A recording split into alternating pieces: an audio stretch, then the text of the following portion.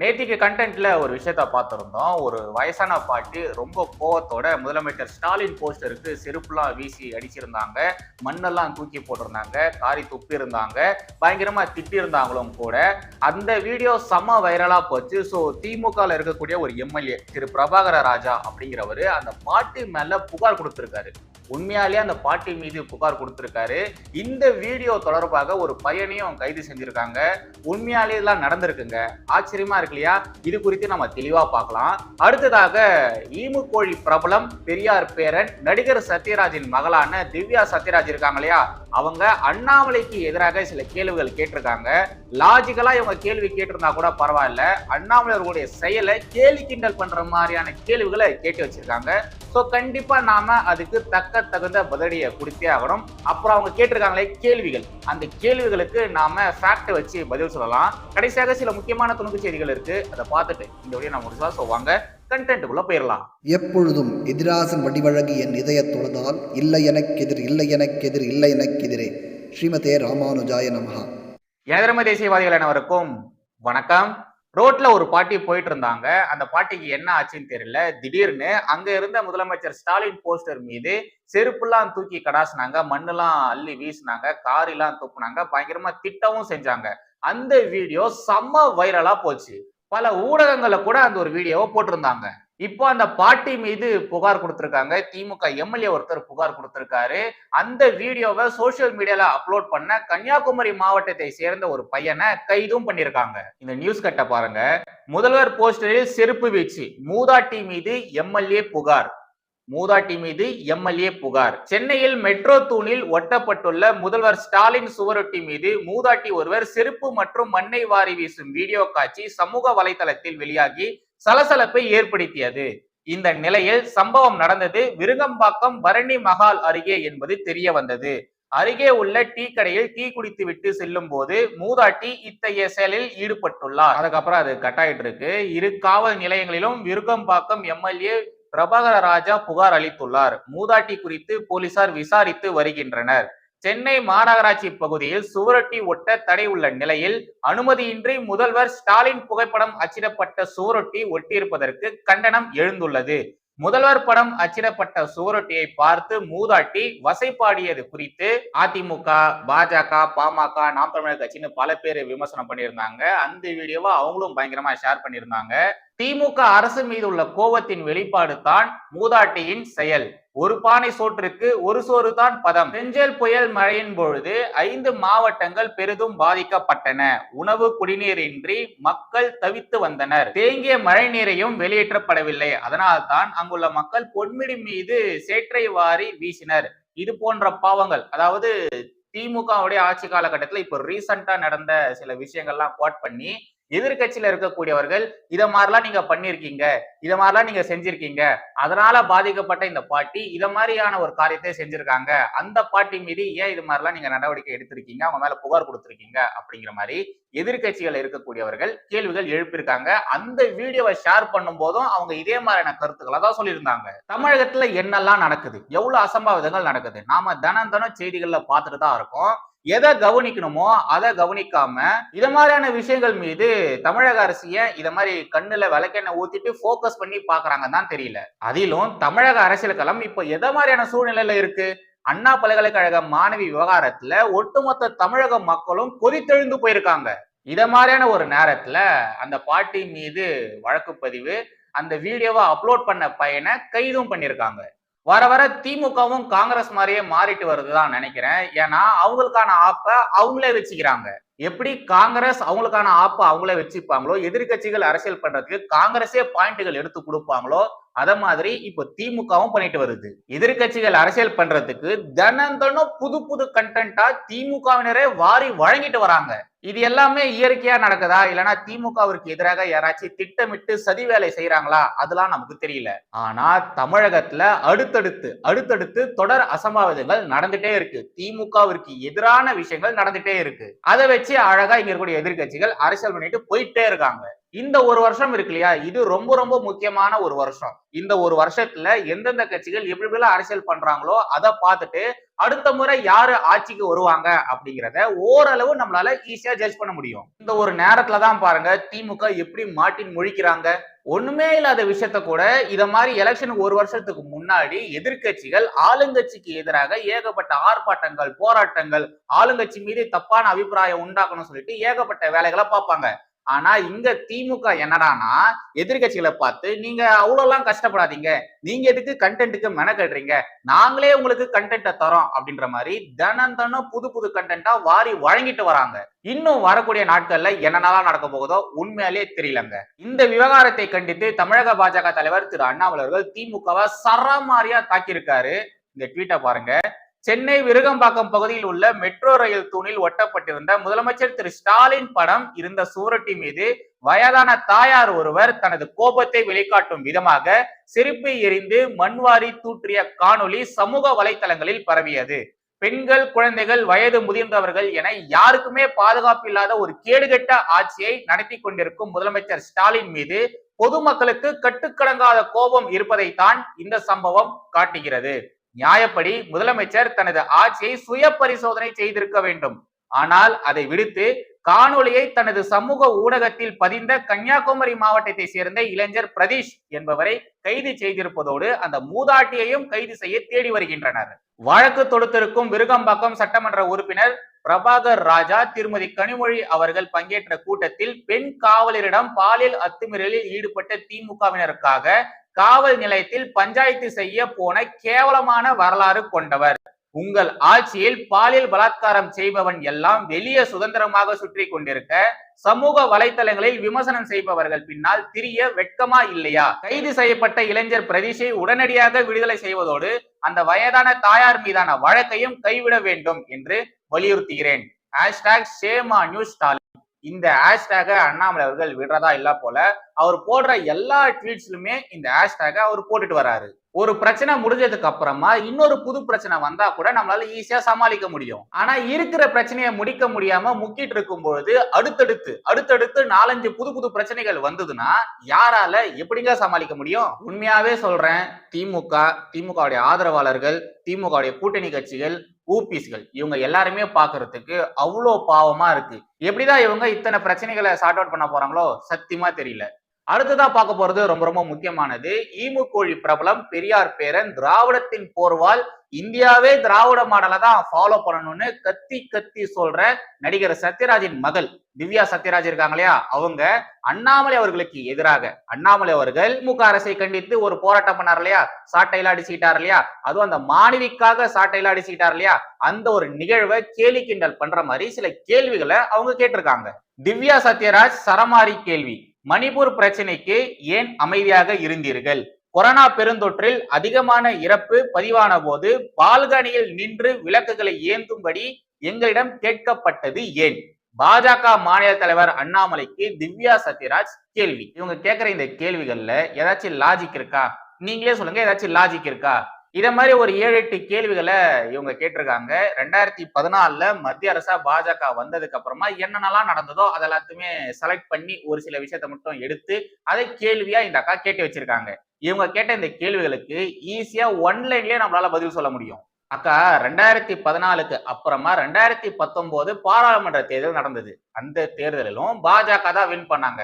2019க்கு அப்புறமா 2024 இந்த வருஷம் நடந்த பாராளுமன்ற தேர்தலிலும் பாஜக தான் வின் பண்ணாங்க. அதாவது தொடர்ந்து பாஜக தான் வின் பண்றாங்க. பாரத பிரதமராக தொடர்ந்து 3வது முறையாக மோடி அவர்கள் வந்திருக்காரு. நீங்க பேசுற விஷயங்களுடைய உண்மைத்தன்மை உங்களுக்கு வேணா தெரியாம இருக்கலாம்க்கா.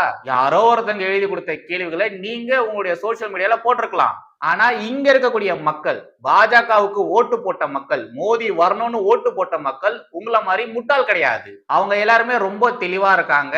அதனாலதான் மறுபடியும் பாஜகக்கே ஓட்டு போடுறாங்க. பாஜக மறுபடியும் வின் பண்ணிட்டே இருக்காங்க. மக்கள் தொடர்ந்து ஓட்டு போடுறதுனாலதான் பாஜக ஆட்சியை அமைக்கிறாங்க. நீங்க சொல்ற மாதிரி பாஜக இந்த சமூகத்துக்கு எதிரான கட்சினா மக்கள் எப்படிக்கா அவங்களுக்கு ஓட்டு போடுவாங்க?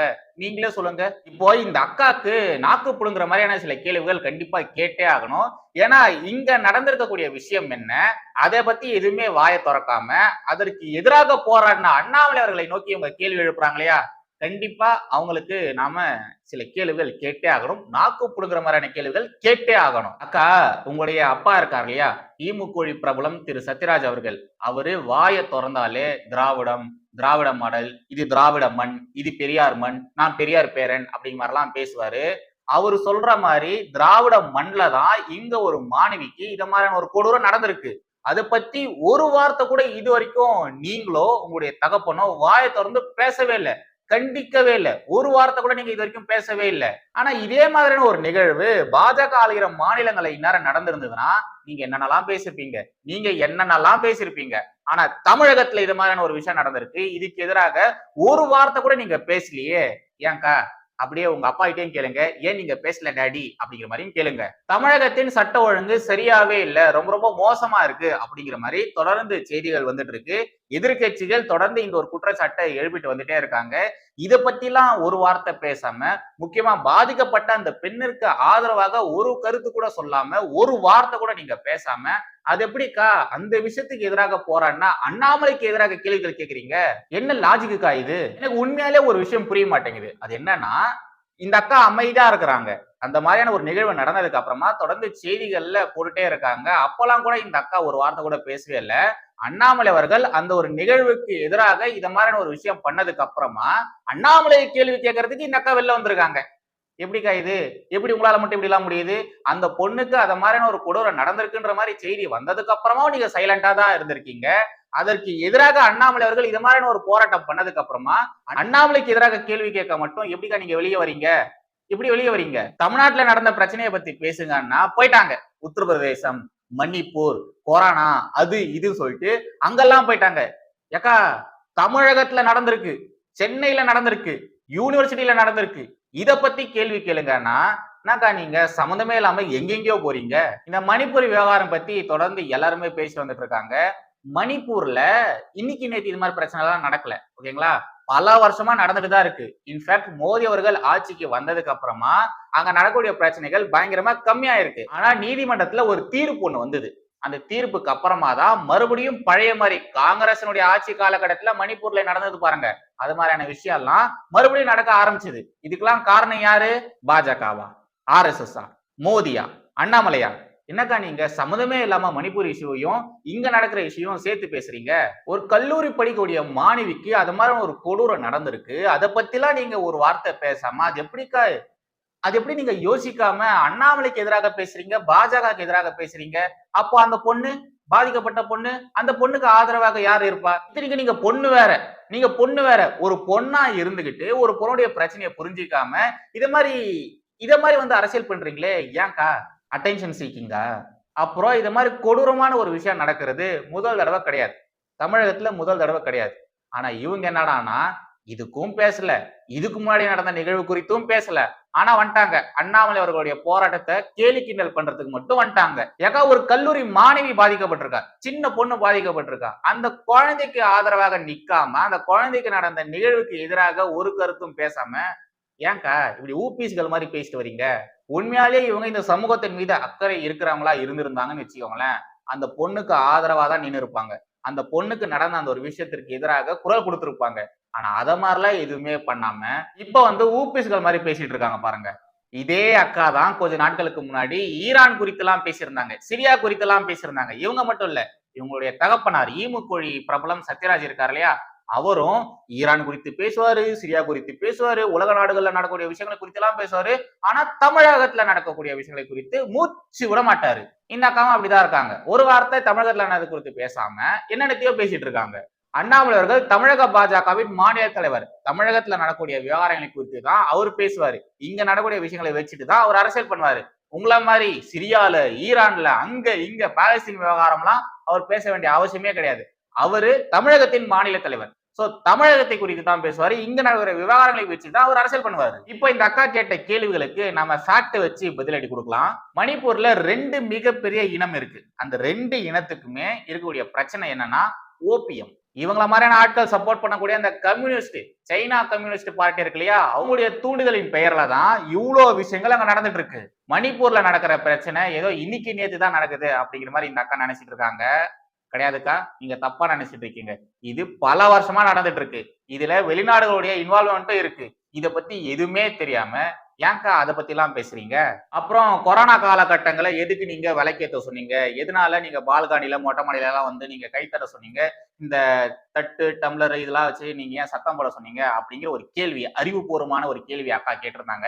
அதுக்கான பதில் என்ன தெரியுமாக்கா? இந்த அக்கா தெரிஞ்சிருக்கும் தான் நினைக்கிறேன். தெரிஞ்சும் தெரியாத மாதிரி நடிக்கிறாங்கன்னு நினைக்கிறேன். அந்த கொரோனா காலகட்டங்கள்ல மக்கள் சேவை ஆற்றிய செவிலியர்களுக்கும் டாக்டர்களுக்கும் மரியாதை செலுத்துற விதமா, அவங்களுக்கு ஒரு பாசிட்டிவ் வைப் கொடுக்கிற விதமா, இது மாதிரி மக்கள் எல்லாருமே அவங்களுக்காக இது மாதிரியான ஒரு விஷயத்த பண்ணுங்க அப்படிங்கிற மாதிரி பிரதமர் மோடி கேட்டுக்கினாரு. நீங்க டாக்டர்னு நினைக்கிறேன், தப்பா இருந்ததுன்னா மன்னிச்சுக்கோங்க. டாக்டருக்கும் நர்ஸுக்கும் மரியாதை கொடுக்கறதுக்காக கைத்தட்ட சொன்னாரு, விளக்கேத்த சொன்னாரு. இத கூட தெரியாம இத பத்தி ஏங்க நீங்க பேச வந்துட்டீங்க? இது மாதிரிலாம் நடக்கும்போது நீங்க உண்மையிலேயே இந்தியால இருந்தீங்களா, இல்லைன்னா வெளிநாட்டுல எங்கேயாச்சும் இருந்தீங்களா? அந்த நேரத்துல பிரதமர் மோடி அவர்கள் தெளிவா சொன்னாரு. எதுக்காக பண்ண சொல்றேன் அப்படின்றத தெளிவா சொன்னாரு. மோடி அவர்கள் சொன்னதுக்கு அப்புறமா அதை இந்த நாட்டுல இருக்கக்கூடிய மக்கள் எல்லாருமே கேட்டாங்க. ஆனா அக்கா பாருங்களேன், எதனால கைத்தட்ட சொன்னீங்க, எதனால விளக்கேத்த சொன்னீங்க சொல்லிட்டு இப்ப வந்து கேட்டுட்டு இருக்காங்க. அப்புறமா இந்த அக்கா வேக்சினேஷன் பாலிசி டிசாஸ்டர் அப்படின்ற மாதிரி ஒரு விஷயத்த சொல்லியிருந்தாங்க. வேக்சினேஷன் இருக்கு இல்லையா, அந்த பாலிசி ஒரு டிசாஸ்டர் பாலிசி அப்படிங்கிற மாதிரி பேசியிருந்தாங்க. என்னக்கா இது? என்னது இது? இந்த உலகத்திலேயே இந்தியா மட்டும்தான் ஃப்ரீயா அவங்களுடைய மக்களுக்கு வேக்சினேஷன் கொடுத்தாங்க. அதுவும் ஹியூஜ் நம்பர்ல. நம்ம நாட்டு மக்களுக்கு கொடுக்க போக பல உலக நாடுகளுக்கு ஃப்ரீயாவே வேக்சினேஷன் கொடுத்தாங்க. நம்மளுடைய அரசாங்கம் கொடுத்தது. முக்கியமா ஆப்பிரிக்க நாடுகள்ல மோடி அவர்கள் ஃப்ரீயாவே வேக்சினேஷன் கொடுத்தாரு. அந்த மக்களுக்கு தேவையான பல பொருட்கள் மோடி அவர்கள் ஃப்ரீயாவே கொடுத்தாரு. இதெல்லாம் உங்களுக்கு தெரியுமா தெரியாதா? இப்ப வந்துட்டு வேக்சினேஷன் பாலிசி இஸ் a டிசாஸ்டர்னு சொல்றீங்க. நான் கூட இந்த அக்காவை பார்க்கும்போது பயங்கர இன்டெலிஜென்டா இருப்பாங்க, இன்டெலெக்சுவலா இருப்பாங்கன்னு நான் நினைச்சேன். பட் அது தப்பு. அக்கா பாத்தீங்கன்னா ஊபிஸ்கள் மாதிரி தான் இருக்காங்க. எதை பத்தியுமே தெரியல, எதுவுமே தெரியல, வரலாறும் தெரியல, இப்ப நடக்கூடிய கரண்ட் அஃபேர்ஸும் தெரியல, எக்கனாமிக்ஸும் தெரியல, எதுவுமே தெரியல. ஏன்க்கா எதுவுமே தெரியாம ஏன்க்கா இது மாதிரிலாம் பேச வரீங்க? போங்கக்கா, போயிட்டு ஃபர்ஸ்ட் படிங்க. என்னெல்லாம் நடந்தது 2014 இருந்து இப்போ வரைக்கும் என்னெல்லாம் நடந்திருக்கு அப்படிங்கிறத தயவு செய்து போய் படிங்க. படிச்சுட்டு அதுக்கப்புறமா வந்து அண்ணாமலை கேலி கிண்டல் பண்றதோ, இல்லைன்னா பாஜகவுக்கு எதிராக பேசுறதோ, இல்லைன்னா நேஷனல் பாலிடிக்ஸ் நான் பேசுற சொல்லிட்டு என்னென்னத்தையோ பேசுறதெல்லாம் அப்புறமா பாத்துக்கலாம். ஃபர்ஸ்ட் போய் படிங்க. ரைட். கடைசியாக சில முக்கியமான துணுக்கு செய்திகள் இருக்கு. அதை பார்த்துட்டு இந்த வீடியோ நான் முடிச்சுக்கலாம். ஃபர்ஸ்ட் இதை பாருங்க. காவல் ஆணையருக்கு எதிராக சட்ட நடவடிக்கை. காவல் ஆணையருக்கு எதிராக சட்டப்படி நடவடிக்கை எடுக்க வேண்டும் உயர் நீதிமன்றம். அதிகாரிகள் நேர்மையாக இருப்பதில் என்ன சிரமம்? அரசு அதிகாரிகள் நேர்மை வெளிப்படைத்தன்மையுடன் இருப்பதில் என்ன சிரமம்? மாணவியின் படிப்பு செலவுகளை ஏற்க உத்தரவு. மாணவியின் அடையாளத்தை எஃப்ஐஆரில் குறிப்பிட்டது சட்டப்படி தவறு. நீதிபதிகள் ஒருவர் குற்றவாளி என கூறியது ஏன்? விளக்கம். சென்னை உயர்நீதிமன்றத்தில் தமிழக அரசு சார்பில் விளக்கம். ஊடகங்கள் எதிரிகள் அல்ல. நீதிபதிகள் ஊடகங்களால் தான் இது போன்ற சம்பவங்கள் வெளிச்சத்துக்கு வந்துள்ளன அப்படிங்கிற மாதிரி ஊடகங்களுக்கு ஆதரவாக பேசியிருக்காங்க. அண்ணாமலை அவர்கள் சொன்ன கருத்தை நீதிமன்றத்துல சொல்லியிருக்காங்க. காவல்துறையை கடுமையா சாடி இருக்காங்க. திமுக அரசை கடுமையா சாடி இருக்காங்க. அதிகாரிகளை பயங்கரமா சாடி இருக்காங்க. சென்னை உயர் நீதிமன்ற நீதிபதிகள் கடுமையா சாடி இருக்காங்க. அடுத்ததாக இத பாருங்க. அமைச்சர் விளக்கம் தராதது ஏன்? செஞ்சல் புயல் பணியில் உடன் செல்லும் அளவுக்கு நெருக்கமாக இருக்கும் வன்கொடுமை வழக்கு குற்றவாளி ஞானசேகரன் குறித்து அமைச்சர் மாசு விளக்கம் தராதது ஏன்? குற்றவாளி திமுகவை சேர்ந்தவன் என்பதை மறைக்க இன்னும் எத்தனை நாட்களுக்கு பொய் சொல்லி ஏமாற்ற நினைக்கிறது திமுக அப்படிங்கிற ஒரு கேள்வியை அண்ணாமலை அவர்கள் கேட்டிருக்காரு. அண்ணாமலை அவர்கள் ஒரு போட்டோ எவிடன்ஸை கூட வெளியிட்டு இருந்தாரு. அமைச்சர் மா சுப்பிரமணியம் அவர்கள் கூட அந்த ஞானசேகரன் இருக்கா இல்லையா, அவன் போட்டோலாம் எடுத்திருக்கான். அந்த போட்டோஸை நம்முடைய அண்ணாமலை அவர்கள் அவருடைய சோசியல் மீடியால போட்டிருந்தாரு. அவர் ஷேரும் பண்ணியிருக்காரு. பாருங்க, அமைச்சர் கூட அவன் இருக்கான் பாருங்க அப்படிங்கிற மாதிரி அந்த போட்டோஸை அண்ணாமலை அவர்கள் போட்டிருக்காரு. இவ்வளவு விஷயங்கள் அண்ணாமலை அவர்கள் பண்ணியிருந்தாலும் இப்ப வரைக்கும் ஊபிஸ்கள் எல்லாருமே அந்த ஞானசேகரன் திமுக காரனே கிடையாது அப்படிங்கிற மாதிரிதான் பேசிட்டு வராங்க. நெக்ஸ்ட் இத பாருங்க. முதல்வர் கண்டனம். குடும்பத்தினர் கேட்ட இடத்தில் இறுதி சடங்கு நடத்த அனுமதிக்காதது ஒட்டுமொத்த சீக்கிய சமூகத்தை அவமதிக்கும் செயல். மன்மோகன் சிங் இறுதி சடங்கு நினைவிடம் தொடர்பான அவரது குடும்பத்தினர் கோரிக்கையை மத்திய அரசு நிராகரித்ததற்கு முதல்வர் மு க ஸ்டாலின் கண்டனம். நம்முடைய முதலமைச்சர் திரு மு க ஸ்டாலின் அவர்கள் மன்மோகன் சிங் அவருடைய விவகாரத்து குறித்து கண்டனத்தை பதிவு செஞ்சிருக்காரு. தமிழக பாஜகவை சேர்ந்த திரு சரத்குமார் அவர்கள் தமிழக முதலமைச்சருக்கு எதிராக, தமிழக துணை முதலமைச்சருக்கு எதிராக ஒரு விஷயத்த சொல்லியிருந்தாரு. இந்த விவகாரம் குறித்து இதுவரைக்கும் முதல்வரோ துணை முதல்வரோ வாயே திறக்கல அப்படிங்கிற ஒரு விஷயத்த அவர் சொல்லியிருந்தாரு. எனக்கு ஃபர்ஸ்ட் அது ஆச்சரியமா இருந்தது. உண்மையாலேயே அவங்க பேசலையா? அவங்க அது குறித்தான ஒரு ட்வீட்டும் போடலையா? அப்படிங்கிற மாதிரி நான் தேடிட்டு இருந்தேன். உங்களுக்கு ஒரு பக்கம் முதலமைச்சருடைய டைம் லைனு, இன்னொரு பக்கம் துணை முதலமைச்சருடைய டைம் லைனு. 2 டைம் லைன்லும் போடுறேன். தயவுசெய்து பாருங்க. ஒரு 5 நாள், 6 நாள் வரைக்குமே நான் அந்த ட்விட்டர் அக்கவுண்ட்ட ஸ்கிரீன் ரெக்கார்ட் பண்ணியிருக்கேன். ஒரு இடத்துல கூட பார்த்தீங்கன்னா, இந்த கல்லூரி மாணவிக்கு நடந்த அந்த ஒரு விவகாரம் குறித்து ஒரு ட்வீட்டும் அவங்க யாருமே போட்டிருக்கவே மாட்டாங்க. மற்ற விவகாரங்களை குறித்து ட்வீட் போட்டிருக்காங்க. ஆனா அந்த மாணவி குறித்தான, அந்த விவகாரம் குறித்தான ஒரு ட்வீட்டும் இல்ல. இல்லவே இல்ல. சரத்குமார் அவர்கள் சொன்னது உண்மைதான் போல. முதலமைச்சரும், துணை முதலமைச்சரும் அந்த விவகாரம் குறித்து பேசவே இல்ல போல. இந்த ஒரு பிரச்சனை முடியறதுக்குள்ளேயே அடுத்தடுத்து நிறைய பிரச்சனைகள் வர ஆரம்பிச்சிருச்சு. புது புது பிரச்சனைகள் வர ஆரம்பிச்சிருச்சு. திமுகவுக்கு எதிரான பிரச்சனைகள் இது எல்லாமே. ஓகேங்களா? திமுகவுக்கு எதிரான பிரச்சனைகள் வர ஆரம்பிச்சிருச்சு. இதை வச்சு தமிழகத்துல இருக்கக்கூடிய எதிர்க்கட்சிகள் சூப்பரா அரசியல் பண்ணிட்டு வந்துட்டு இருக்காங்க. பாவங்க திமுக. எப்படிதான் இவ்வளவு பிரச்சனைகளை அவங்க சமாளிக்க போறாங்கன்னு தெரியல. ஒரு பிரச்சனை முடியறதுக்குள்ள இன்னொரு பிரச்சனை வந்துருது. அது என்னன்னு பாக்குறதுக்குள்ள இன்னொரு 2, 3 பிரச்சனை வந்துருது. அடுத்தடுத்து சொல்லிட்டு பிரச்சனைகளா வந்துட்டே இருக்கு. இது எல்லாத்தையுமே திமுகவும், திமுகவினரும், திமுகவுக்கு ஆதரவு கொடுப்பவர்களும், திமுகவின் கூட்டணி கட்சிகளும், இந்த ஊபிஸ்களும் எப்படிதான் சமாளிக்க போறாங்க? எப்படிதான் இந்த ஒரு விஷயத்துல நடக்கக்கூடிய அரசியல இருந்து அவங்க தப்பிக்க போறாங்க அப்படின்றத பொறுமையா பொறுத்து இருந்து பார்க்கலாம். அவ்வளவுதான் கைஸ் எனக்கான கண்டென்ட். மறுபடியும் அடுத்த சந்திக்கிறேன். ஜெய் ஹிந்த், வந்தே மாதரம். வந்தே